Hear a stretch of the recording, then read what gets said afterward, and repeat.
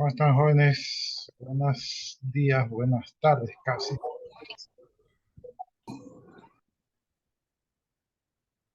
Vamos a que se conecten sus compañeros.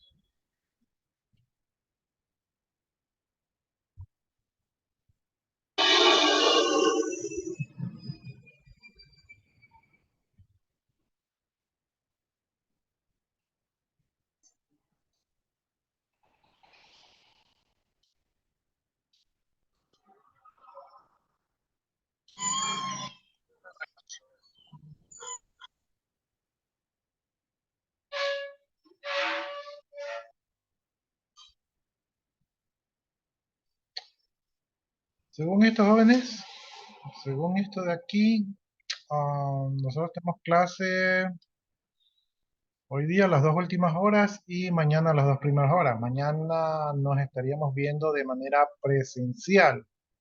Pero, si mal no recuerdo, la última vez que nos vimos creo que no había electricidad en el aula, ¿sí? Así que tal vez me tocará ver qué plan adicional podemos tener para tener electricidad.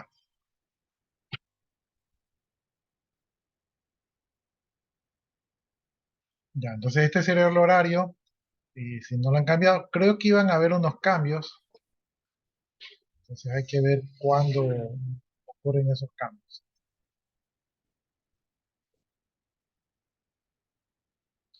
Déjame organizarme porque recién nomás terminé la otra clase con el otro grupo. Entonces todavía estoy un poco desorganizado.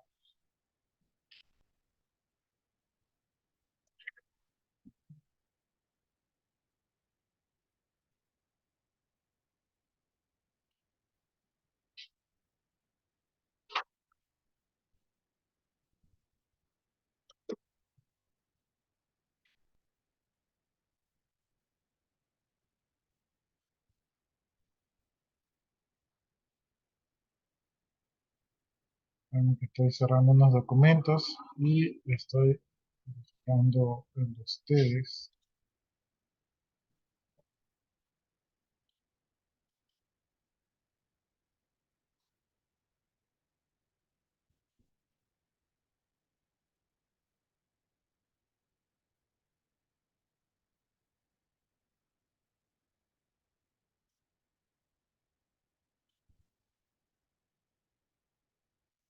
Pero mi computadora está un poco lenta. Está ahorita convirtiendo en archivo, está subiendo otro, está transmitiendo, está abriendo documentos. Entonces esto hace que la computadora esté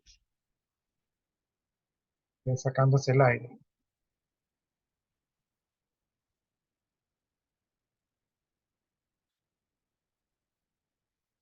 Y con ustedes creo que sería la primera clase virtual, porque el miércoles pasado creo que no tuvimos clase.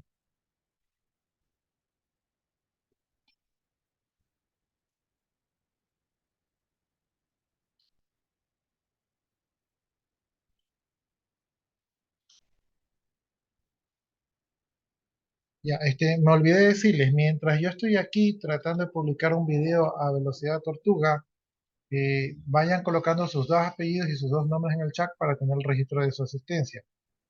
Deben colocar dos apellidos y sus dos nombres en el chat para tener el registro de su asistencia. Dos apellidos y dos nombres en el chat.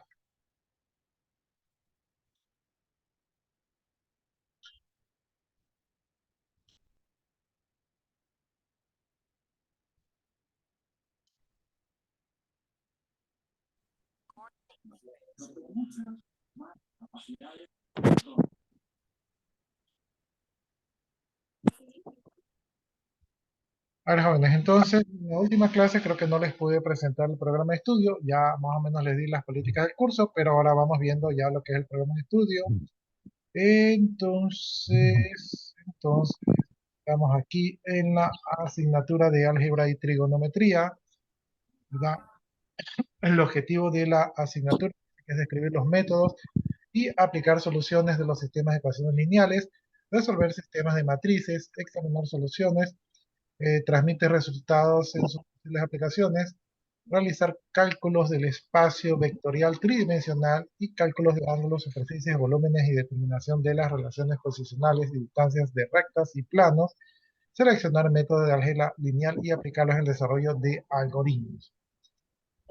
Dice que es el objetivo de la asignatura. Déjenme aceptar aquí a sus compañeros. Ya. Vamos la unidad número 1. La unidad número 1, ya me la pasé. La unidad número 1 habla de la ecuación lineal, cuadrática, polinomios, valores absolutos, inecuaciones, potencias y logaritmos. Entonces ahí tenemos los temas, son ecuación de la recta cuadrática, polinomios, valores absolutos, inecuaciones, potencias y algoritmos. Esa es nuestra unidad número 1. Veamos, también se nos quedó fuera el tema de relaciones y funciones biyectivas. La unidad número 2 habla de sistemas de inecuaciones lineales. Entonces, tenemos como tema sistema de dos ecuaciones, métodos de solución de sistemas de ecuaciones lineales, sustitución, igualación, reducción, método gráfico. Entonces, esa sería la unidad número 2. Unidad número 3, tenemos que ver matrices. Entonces, tenemos definición de una matriz, operaciones con matrices, operaciones elementales con reglones, inversa de una matriz, ecuaciones con matrices, matriz solución de un sistema de ecuaciones, método de Gauss-Jordan. Entonces, eso sería dentro de matrices.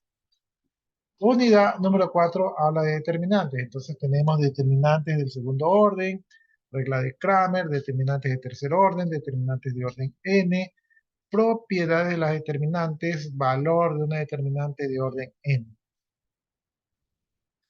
Y finalmente tenemos la unidad número 5, tenemos trigonometría, serie de funciones trigonométricas, tenemos medida de los ángulos, identidades trigonométricas, resolución de triángulos, ley de senos, ley de cosenos.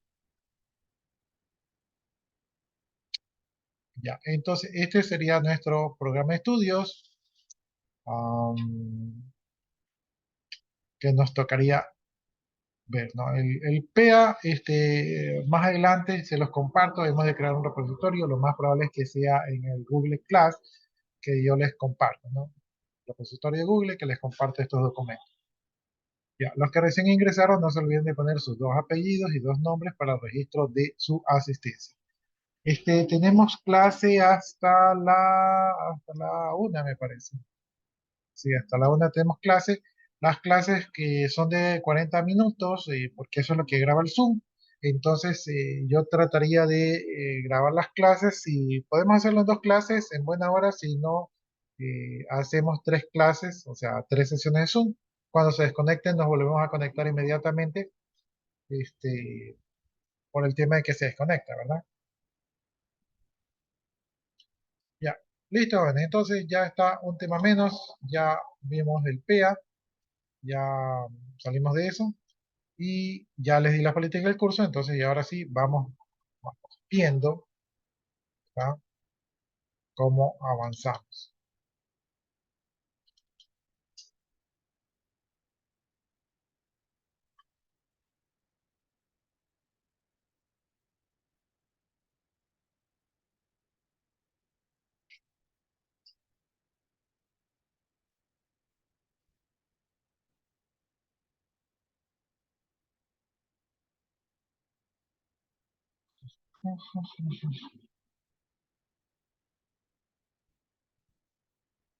Déjenme ver si no tengo un documento para tomarles la asistencia, así que me voy a fabricar un documento.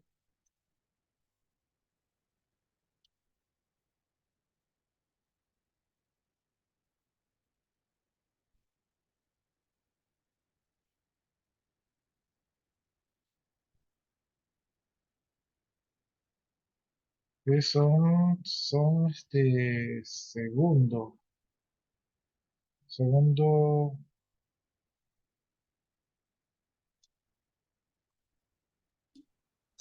A, ingeniero. ya, ya, iba a buscar por ahí.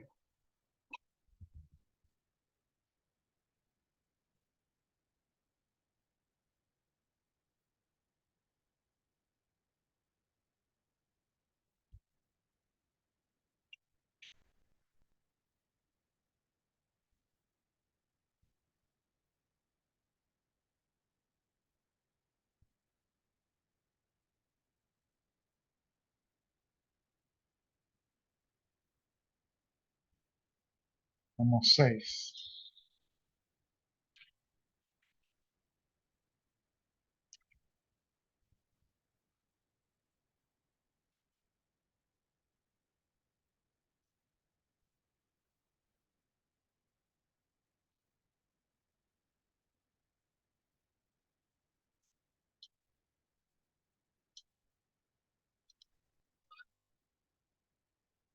Ya, entonces vamos comenzando desde los conceptos básicos, ¿sí? Entonces vamos viendo qué conceptos vamos a aprender aquí.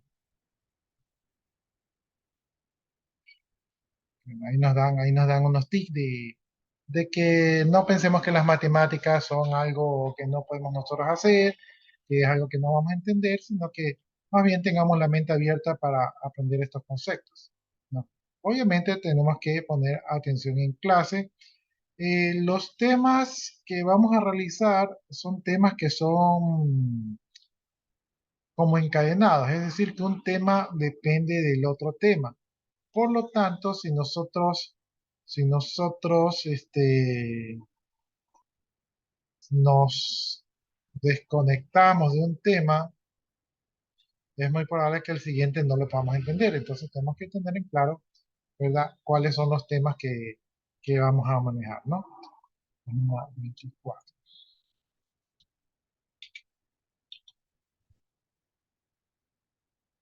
Ya, entonces vamos viendo ciertos conceptos, ¿verdad? Y conforme vamos viendo los conceptos, vamos a ir adelantando del tema, ¿no? Entonces, tenemos que ver temas de conjuntos, de sistemas decimales, que vamos a ir avanzando. Bien, nuestro primer concepto es una variable. ¿Qué es una variable? Una variable dice que es una letra que se utiliza para representar varios números y que se la conoce como variable. Realmente una variable es un identificador de un valor. En lenguaje de programación, una variable es un identificador de un valor. Entonces vamos a utilizar las variables para tener ahí guardadito e identificado un valor. Por ejemplo, dice, si t es igual al tiempo, entonces t va a ser la variable que representa ¿a qué? ¿A qué representa? Al tiempo. ¿Sí? Generalmente las variables como tienen valores, esos valores están denominados en alguna unidad de medición. En este caso, como t es una variable que representa el tiempo, su unidad de medición, en este caso, está dado en horas. Entonces, t, la letra, que representa una variable que está representando el tiempo en la unidad de medida de horas. Y también este está aplicado pues hacia un evento, hacia algo. Entonces, t es la velocidad en horas que un automóvil viaja. Entonces, ahí está la definición de nuestra variable t. Representa el tiempo en horas de un automóvil que viaja.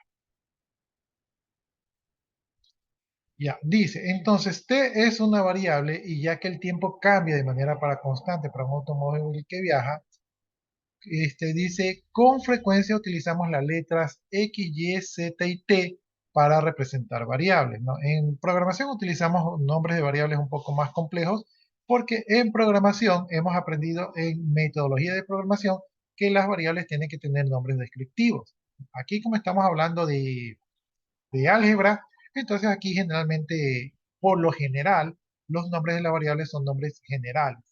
Pero en programación, nosotros ya a los nombres de las variables o identificadores de variables les ponemos unos nombres descriptivos que nos van a ayudar a no perdernos al momento de desarrollar. Dice, sin embargo, pueden ser utilizadas otras letras. O sea, los nombres de las variables no es algo que es definitivo, es algo simplemente que es como una convención, pero según la necesidad se pueden utilizar otros nombres de variables. Si una letra representa un valor particular, es decir, un valor que no va a cambiar, se le conoce como constante.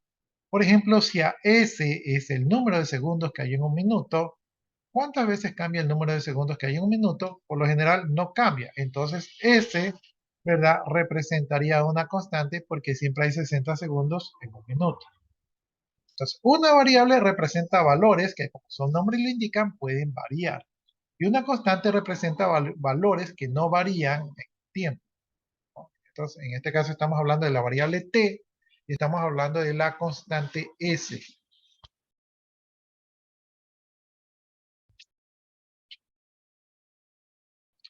Dice, en este libro las letras que representan variables y constantes aparecen en itálica. Esto es solo una convención, no es una convención que utiliza el autor. No necesariamente en todos los libros van a ser igual, pero en este las variables y constantes van a ser utilizadas con letra itálica. El término expresión algebraica o simplemente expresión se utilizará con frecuencia en el texto. Una expresión es una combinación de números, variables, exponentes, símbolos matemáticos distintos al signo igual y operaciones matemáticas. Entonces, una expresión va a ser una combinación de números, variables, exponentes, símbolos y operaciones matemáticas. ¿Ya? Entonces, ya más o menos tenemos la idea de variables, de constantes y también tenemos la idea de lo que es una expresión matemática.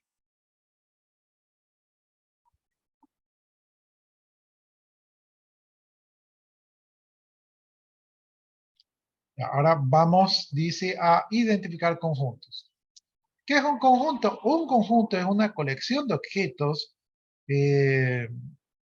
Por ejemplo, ustedes son alumnos del segundo A, ¿verdad?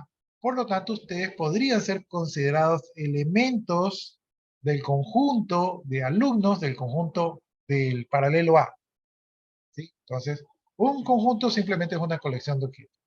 Los objetos en el conjunto son llamados elementos del conjunto. Entonces, ustedes, los alumnos, podrían ser los elementos del conjunto de segundo A pedido.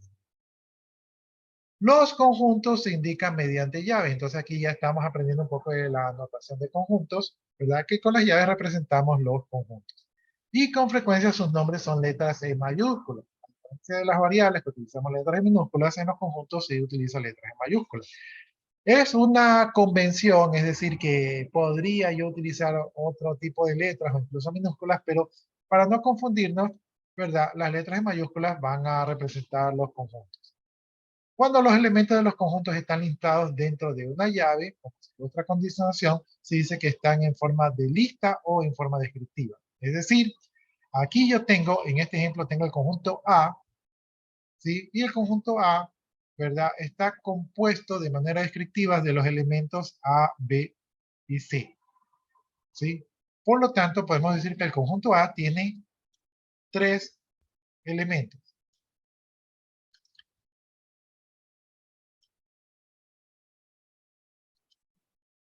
El conjunto B, ¿verdad? Está conformado por los elementos amarillo, verde, azul y rojo, y está entre llaves. Por lo tanto, el conjunto B tiene cuatro elementos. El conjunto C está conformado por los números 1, 2, del 1 al 5. Por lo tanto, podemos decir que el conjunto C tiene 5 elementos, ¿no? Entonces, esta definición del conjunto está siendo utilizada de forma descriptiva. Estamos haciendo una lista de los elementos que conforman el conjunto y esta es una manera normal de verlo.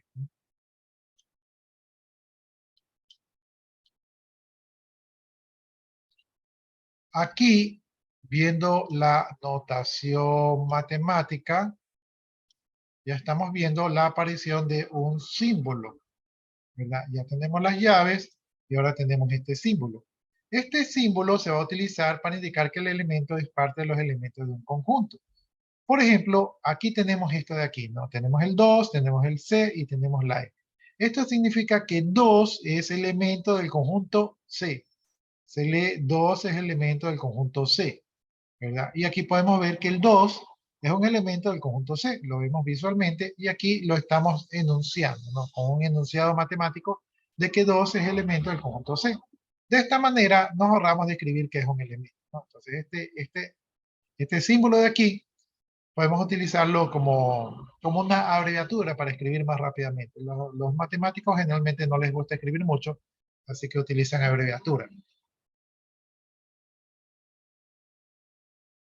Ya, entonces esto se lee que 2 es un elemento del conjunto C. Entonces, ya hemos visto otra notación matemática.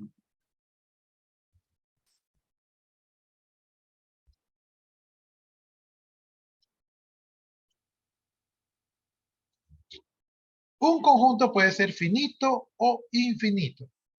Entonces aquí vemos que los conjuntos A, B y C, como tienen un número finito de elementos, es decir, que los podemos contar. Si nosotros podemos contar, quiere decir que son finitos. No, esos conjuntos que vimos anteriormente son conjuntos finitos porque podemos determinar el número de elementos que poseen. Hay algunos conjuntos que no es posible listar todos los elementos. Esos conjuntos que no podemos contar cuáles son todos los elementos del conjunto se conocen como conjuntos infinitos. Entonces tenemos conjuntos finitos, conjuntos de elementos que podemos determinar y conjuntos infinitos, conjuntos que no podemos determinar. El siguiente conjunto se denomina conjunto de los números naturales, ¿verdad? O números para contar. Y este es un ejemplo de un conjunto infinito. Tenemos el conjunto n, el conjunto de los números naturales, y lo podemos representar así, de la manera descriptiva, es decir, enumerando los elementos. Entonces comenzamos del 1, ¿verdad? Ya en el 5 nos cansamos, y cuando ponemos los tres puntitos significa que la serie continúa. La serie continúa, como no hay final, continúa hacia el infinito. Por lo tanto, n es el conjunto de los números naturales que va desde el 1 hacia el infinito.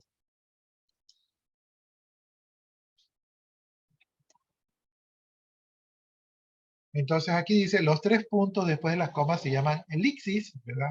Ni yo me acordaba cómo se llamaban, e indican el patrón que continúa indefinidamente. Dice. Otro conjunto infinito importante es el conjunto de los números enteros. Por ejemplo, el conjunto de los números enteros se representa así, miren. Conjunto de los números naturales, n. Conjunto de los números enteros, i. El conjunto de los números enteros va desde el menos infinito, incluye el cero, hacia el más infinito. Ahí así con sus compañeros que recién están ingresando. Los que recién han ingresado, no se olviden de poner sus dos apellidos y sus dos nombres en el chat para registrar su asistencia. Y el número de los números enteros va desde el menos infinito, incluye el cero y llega hasta el más infinito, ¿no? Entonces, ¿podemos contar el número de los números enteros? No podemos contarlos porque la cantidad de elementos es indeterminada. Pero ya tenemos el número, ya tenemos dos conjuntos, el conjunto de los números naturales y el conjunto de los números enteros. Bien, dice, se observa que el siguiente conjunto de los números enteros incluye los números enteros positivos y negativos, así como el número 0. Si escribimos el conjunto D, el conjunto que va desde el 1, ¿verdad? Aquí en el 5 me canso, pongo punto, punto, punto para indicar que la serie continúa y miren que hay un elemento final que es el 63. Pregunta, ¿este es un conjunto de números finitos o infinitos? Finito. Un conjunto de los números finitos, ¿no? Por lo tanto, quiere decir que los puedo contar porque tiene fin. Entonces ahí, al compañero que participó en clase, póngase ahí en el chat participación en clase para hacerse acreedor a su punto de participación en clase. Ya, entonces dice, quiere decir que el conjunto continúa de manera hasta el número 63. El conjunto D es un conjunto de los primeros 163 números naturales, por lo tanto D es un conjunto finito, tal como lo dijo su compañero. Dice, hay un conjunto especial que no contiene elementos y que se llama conjunto nulo o conjunto vacío y que se escribe como un paréntesis en blanco o a veces como una O tachada. Realmente esto es un símbolo. ¿Ya? Por ejemplo, el conjunto de los estudiantes de tu clase menores a 8 años de edad es un conjunto nulo vacío. ¿Cuántos alumnos hay de 8 años de edad allí en su grupo? Ninguno, por lo tanto, ese es un conjunto de los números vacíos, es decir, un conjunto que no tiene elementos. Entonces, ya vimos el tema de los conjuntos. Yo creo que el tema de los conjuntos, hay otros conjuntos, ya el conjunto de los números, ya vimos el conjunto de los números enteros, falta ver el conjunto de los números reales, el conjunto de los números racionales, el conjunto de los números irracionales, el conjunto de los números reales, ¿verdad? Entonces todavía faltan ver algunos conjuntos que no sé si los vayamos a ver, pero si no los vemos igual tienen que estar en conocimiento, o sea, sí les he de tomar. Identificar y usar desigualdades. ¿Cuáles son las desigualdades? Las desigualdades son cuando dos conjuntos no son iguales, ¿no? En este caso tenemos otros nuevos símbolos. Tenemos el símbolo mayor que, ¿verdad? Ahí está el símbolo mayor que. Tenemos el símbolo mayor o igual que. Ahí está el símbolo. Tenemos el símbolo menor que. Y tenemos el símbolo menor igual que. Y tenemos el símbolo que no es igual. ¿Sí? Entonces ahí tenemos símbolos que se utilizan para indicar desigualdad. Es decir, que dos conjuntos no son iguales. ¿Sí? Ya estamos entrando al tema de las desigualdades. No sé si de lo anterior hasta ahí alguien tiene algún tipo de duda, inquietud, pregunta, antes de avanzar. No se desconectó. Ah, ya lo había enviado, pero por energía se desconectó. Ya, si ya puso su nombre anteriormente, ya no debería de repetirlo para que no se me duplique, pero ya si lo puso, ya por hoy no importa. Participación en clases, no seas mentiroso, oye. Oye, ¿por qué le dirán mentiroso? Ya, entonces si no hay preguntas, jóvenes, continuamos. Recuerden ustedes que cuando se desconecte, inmediatamente nos volvemos a conectar. Dice, las desigualdades se puede explicar con el uso de la recta numérica. Vamos viendo la recta numérica. La recta numérica es este gráfico de aquí, donde hay una recta, ¿verdad? Donde tiene las escalas de los números, en este caso los números de los números naturales, ¿verdad? Donde vamos desde los negativos hacia los positivos y como ustedes ven la flechita, pues avanza hacia el infinito de los negativos y por el otro lado, o el otro extremo, avanza hacia el infinito de los positivos. Entonces, ahí está la recta numérica. Como en la recta numérica tenemos graficados los números, en este caso los números naturales. Ver si avanzo. No es fácil. Tantos botones que tengo aquí no me es fácil.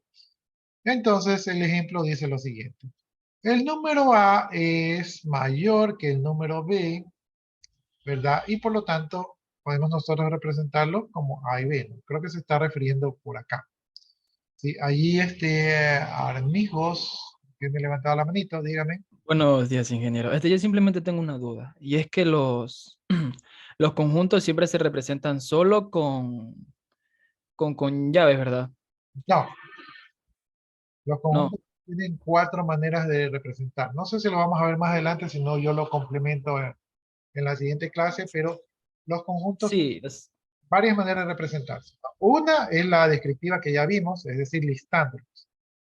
¿Sí? Otra es por, el término se me escapa, pero el otro es por definición, me parece. Es decir, cuando yo digo que un conjunto cumple una condición, entonces estoy definiendo el conjunto. Por ejemplo, yo digo que ustedes son el conjunto de los alumnos que no están en primero, pero que tampoco están en tercero. ¿Sí? Entonces estoy poniendo una condición. Si usted no está en primero, pero tampoco está en tercero, entonces usted es del conjunto de los de segundo. Obviamente esa definición está mala porque ustedes podrían estar en cuarto. Y ahí se me acaba la definición. Entonces podría volver a redefinirlo. Ustedes son el conjunto de los alumnos que no tienen materias de primero, pero tampoco tienen materias iguales o superiores a las de tercero. Entonces allí ya las estoy encasillando que ustedes, como no son de primero y no pueden ser de tercero superior, entonces lo único que quedan son los de segundos. No he dicho quiénes son ustedes, pero les he puesto dos condiciones que los delimitan. Y por lo tanto he definido un conjunto por definición. ¿Sí? ah, Ya. Otra manera de hacerlo es describiéndolo. Entonces yo digo, ustedes son el conjunto de alumnos que están registrados en segundo A. ¿Sí? Entonces, no he dicho quiénes son, no los he listado, pero si ustedes están registrados en segundo A, ustedes son alumnos de segundo. He definido un conjunto por descripción verbal. ¿Sí? Por descripción verbal no se acostumbra mucho porque a veces el idioma, especialmente el idioma español, se pueden entender cosas diferentes. Y cuando nosotros estamos en matemáticas, lo que menos queremos es que algo se puede interpretar de dos formas diferentes. ¿Sí? Las matemáticas son exactas, por lo tanto, una cosa es una cosa y no puede ser otra. Mientras que si utilizamos la descripción de conjuntos, la descripción natural o descripción humana de conjuntos, entonces allí podríamos tener errores, ¿sí? Por eso no es la más habitual. Sí, ingeniero, es que me surgió esta duda por el hecho de que, o sea, estábamos nombrando lo que eran como que ámbitos de programación, entonces se me vino esa duda, si que los conjuntos simplemente se podrían representar así también en los ámbitos de programación, porque los ámbitos de programación, o sea, sí se pueden representar de otra forma. Entonces esa era mi duda, si en las matemáticas igualmente se aplicaba eso. En los ámbitos de programación usted se refiere a listas, a Ajá, diccionarios, hay otra palabra que se me va, listas, diccionarios, y, bueno, tiene otro nombre. Sí, lo que pasa es que ahí no son exactamente conjuntos, ¿no? O, el con- o para esos conceptos se utiliza el conjunto, pero tiene otras connotaciones, no muy diferentes a las que estamos viendo, o sea, no es tampoco algo tan diferente, pero son otros conjuntos. Pero sí, en programación utilizamos los conjuntos para definir elementos, pero estos elementos pueden tener propiedades. Por ejemplo, en las listas los elementos no cambian. En las enumeraciones, creo que se llaman, puede ser que me equivoque, en los elementos sí cambian. En los diccionarios los elementos son conjuntos, o son dos conjuntos que están relacionados, ¿verdad? Entonces, hay casos y casos ya. Pero buena su aportación. Si gusta, póngase ahí la participación en clase, muchas gracias, ingeniero. ahí en el chat, entonces no habría problema. Bien, regresamos entonces a nuestro concepto. Aquí estamos viendo donde nos dicen que A es mayor que B. Para que esto sea, aquí estamos utilizando la notación matemática de la desigualdad de que A es mayor que B, ¿no? Si nosotros vemos la recta numérica, vemos que A está por aquí y B está por acá. ¿No? Como la recta numérica nos da la posición, digamos, de los números, tomando en cuenta que los números más negativos son los menores y los números más positivos son los mayores, ¿verdad? Entonces aquí efectivamente nos damos cuenta que A está en la recta numérica en una posición mayor que B. Por lo tanto, la expresión de que A es mayor a B o la desigualdad de que A es mayor a B es verdadera. Y se me perdió la línea. Y esta expresión es verdadera, porque A se encuentra a la derecha de B, entonces en la recta numérica la derecha es mayor que la izquierda. Hablando en política, pues ya podemos entrar en polémica, pero por lo menos en la recta numérica es así. También podremos tener otra perspectiva. Podremos decir de que B es menor que A. En notación matemática la desigualdad quedaría de que B es menor que A. ¿Por qué podemos decir eso? Porque B se encuentra a la izquierda de A y por lo tanto en la recta numérica B es menor que A. ¿Sí? También podríamos decir, aunque no es tan preciso, podríamos decir de que A no es igual a B. ¿Sí? Cuando decimos que A no es igual a B, lo que estamos diciendo es que A puede ser menor a B, pero también hay la otra posibilidad de que A sea mayor a B, porque no estamos definiendo si A es mayor o menor. Acá sí lo definimos, que A es mayor, y por acá definimos, no sé por qué se me pierde la flechita, por acá definimos que B es menor, ¿no? Pero cuando decimos que A no es igual a B, no estamos diciendo ni que A es mayor ni que A es menor, por lo tanto, ambas posibilidades están abiertas, ¿sí? Entonces aquí vemos la recta numérica, aquí vemos que A es mayor que B y aquí vemos que B es menor que A. ¿No? Una manera fácil de utilizar esta notación de desigualdad de mayor y menor es que la flechita siempre apunta al menor, ¿verdad? Entonces aquí A es mayor a B, ¿verdad? La flechita apunta al menor. Aquí B es menor que A, la flechita apunta al menor. Entonces, si ustedes se les hace complicado, ¿verdad? Simplemente vengan en cuenta que la flechita apunta al menor. Dice, ejemplo, escribe mayor o menor dentro del área asombrada, ¿verdad? Que está entre los números para hacer que cada afirmación sea verdadera, ¿no? Entonces, aquí estamos como en la escuela, ¿verdad? Entonces aquí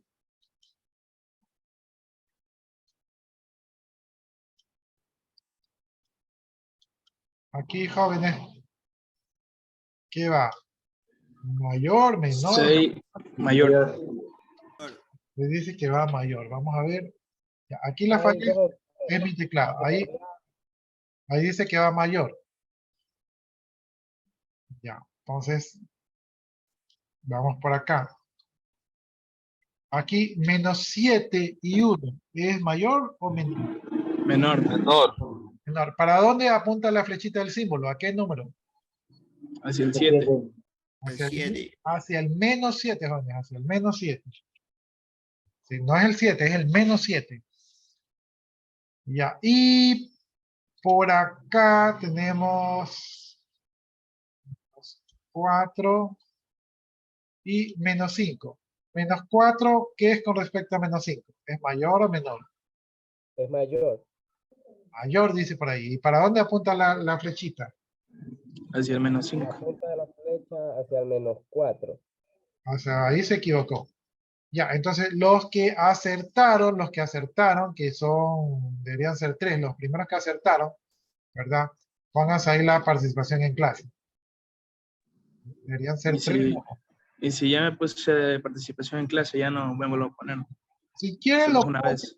porque recuerden que solamente en las políticas vimos que les doy un punto, entonces no les doy 2, o 1. Claro. Pero pónganse para tener registro, porque eso se ve bonito ahí cuando les pongo 5 participaciones. Entonces, si gusta, pónganse, no hay problema. Ya, entonces, jóvenes, así de sencillo y fácil se ganaron los puntos más fáciles del periodo académico, pero más adelante las cosas se ponen difíciles, así que a los que no les gusta participar, deberían participar ahorita, porque más adelante no va a ser tan fácil la participación. Bien, entonces, aquí, déjenme utilizar las flechitas. Ya, aquí está el 6, aquí está el 2, entonces fácilmente nos damos cuenta que el 6 es mayor que 2. Por acá está el menos 7, por acá está el 1, entonces fácilmente nos damos cuenta que el 1 es mayor que el menos 7. ¿No? Por acá está el menos 4 y por acá está el menos 5. Si ustedes se dan cuenta, el menos 4 está más a la derecha que el menos 5, por lo tanto el menos 4 es mayor que el menos 5, ¿no? ¿Sí? Ahí es donde estaba el truco, porque uno pensaría que el 5, numéricamente el 5 es mayor que el 4, entonces uno pensaría que el 5 es mayor que el 4, pero el signo, jóvenes, el signo juega un factor determinante y ahí lo estamos viendo en la recta numérica, que el menos 5 está más a la izquierda que el menos 4, por lo tanto el menos 5 es menor. Entonces, hemos completado con éxito nuestro primer ejercicio. Ahí nos están dando la solución, donde nos están dando la explicación. Ahí nos están dando el tic para poder utilizar los símbolos de desigualdad.